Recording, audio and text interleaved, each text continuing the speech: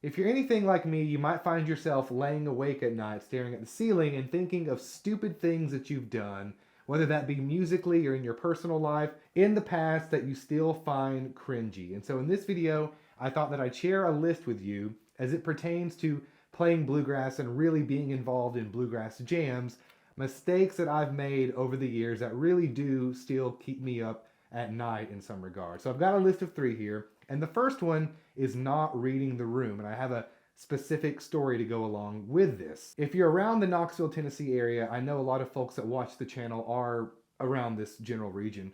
There's a local jam called the Bradbury Community Jam, or it's located in a community called Bradbury. I think it's near Kingston, Tennessee.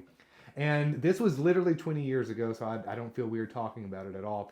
But I remember hearing about this jam from so many different folks, and it was one evening I decided to go down and go to the jam. And I didn't read the room when I entered this part of the building. Because, well, let me rewind for a second. If you're joining a jam or if you're part of a jam already, it's not unusual to just walk up to a group of musicians that are playing, bluegrass or whatever, maybe it's a Celtic thing or jam or something like that, and just join the jam, right? You kind of need to listen for a second to see if you match the skill level, and if you do, hop on into the jam. You're almost always welcomed. If you're not up to their level, oftentimes you'll just stay outside the circle, still play around, but that signals to the rest of the musicians that you're not ready to join in.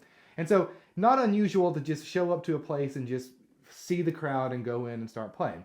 So that's exactly what I did. There was a room, and as soon as I walked in, I had a dobro at the time. I played a lot of dobro, and I went right up to the folks that were playing, but unbeknownst to me, because I didn't read the room, this was actually a performance taking place. So here I bust in like the Kool-Aid man, and these guys are in the middle of a song, and I go up and I stand in the performance area. There wasn't a stage, but it was like an old school or something like that. And immediately start, realizing that this isn't a regular jam. And so for like half of a song, I'm up there, didn't get invited. People in the audience are like, what in the world's going on here? And I enter the jam or the performance, and then, halfway through the song or at the end of the song, I leave, and I'm pretty sure that I made like a beeline towards the parking lot and left because I realized I just added myself to like the 6th member of this band for half the song. So that was really embarrassing. And the point I want to make for the first one is just read the room, right? If it's a real experience jam, like when I'm at IBMA in Nashville, there's certain rooms where there's really, really talented players, and at my level, I'm not going to join the jam. Not to say that everybody can't join, but there's an unspoken sort of self-awareness that comes into play. I'm hesitant to really say outright because I think, bluegrass should be open to everybody. But again, read the room, see if it's something you want to jump into. Because if you're called to take a break by the jam leader and you're not prepared, I don't know, it might end up being embarrassing, but I thought that was a good story to share for the first part there. Second thing not to do in a bluegrass jam is calling a jam buster. I've definitely done this. I'll share a story here in a second. But first, what is a jam buster? This is a tune that is outside the acceptable realm of what would be considered your bluegrass standard, all right? So, for example, a couple years ago, I've been back in the Knoxville area for 3 years. I think this was around the time I moved back, going to jams for the first time. And I remember calling Mamas Don't Let Your Babies Grow Up to Be Cowboys, which is a country tune. It's really not played as a bluegrass song. And I remember folks giving me the look after I called it. Jam Master went along with it, but I remember folks not understanding how to play it. And then more so, it just didn't really feel like it was part of the mix of the other songs. But how do you know if a song is a jam buster or not? That can change regionally depending on where you're at in the US or wherever you're playing bluegrass at. I know, for example, the song Salt Spring, not Salt Creek, that's a big song up north in the Northeast states, but down here in the South, it's just not usually called. But that being said, if you're unsure if the song's sort of accepted in the bluegrass jam, ask your jam master. That's the person leading the group. Ask the person beside you.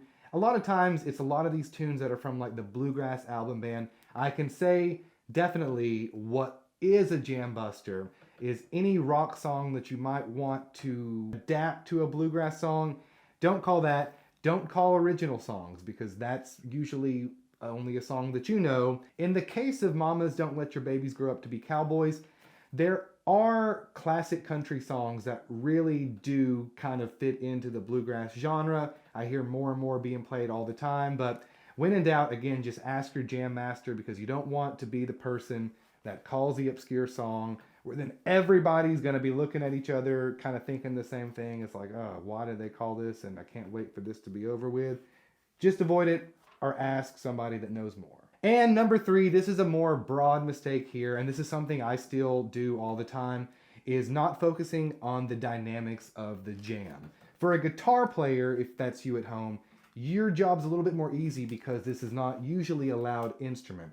But I get into jams sometimes, and when I'm playing a guitar solo, for example, the banjo player, the mandolin player might play louder, right? And that's not always good, because you want the person taking the solo to be heard by everybody for a number of reasons. The first is they've probably worked really hard on the break itself, but also you don't want everybody else to get lost when they can't hear the melody. And so, dynamically speaking, when you are going through the circle, somebody's taking a break, you want to back off a little bit. You want to be able to hear that instrument from where you're sitting, because if you can hear it, everybody else is likely to as well. You might also have a tendency, let's say if I'm playing guitar and the banjo player's really ripping, I want to get into it and I'm going to be like,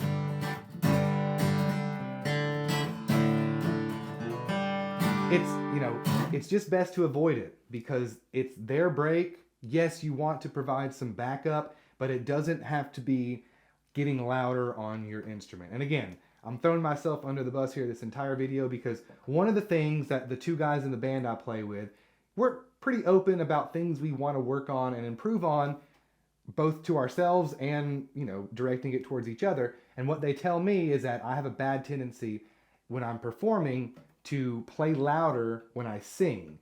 I don't know exactly why, but it's something I've really been working on, to take my guitar playing volume down when I'm singing vocals, and that really makes for like a more balanced mix. We go back and listen to our performances, and yeah, it can kind of get messy, especially when I'm trying to like play and embellish certain things with the vocal.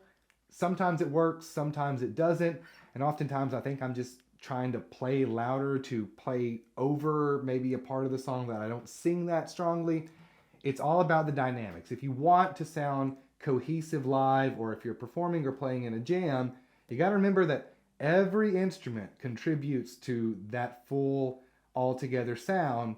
And when everybody's trying to outcompete one another, it really gets messy, man. I've seen rock bands do this locally live, and it doesn't make for a great performance. You can see the musicians on stage trying to be the star of the show, and together everybody sounds better when everybody's paying attention. So folks, hope you enjoyed that. I told some embarrassing stories there, but hopefully you got something out of it. That way when you go to your first jam, you're not going to be lost, and you'll sort of know how to navigate it a bit better. If you are getting into bluegrass guitar and you need a starting point, I do offer a beginner-friendly full course, 115 lessons. I always say here are the reviews, because I could give you the whole spiel and you're probably going to be like, oh, that's just AI or something, and a lot of the crap I see online are. But real folks inside of the course, they're making real progress. This is made for the player that knows your chords. You can play along with some songs, but when it comes to learning the basic bluegrass runs and understanding the lingo and the basic music theory, you might feel a little lost. That is what Flatpick Foundations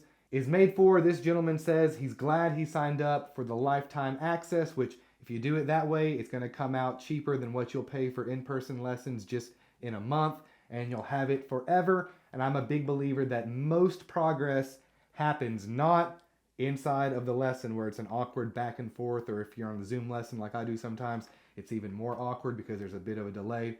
All that progress happens when you can practice at home, when you have a clear roadmap.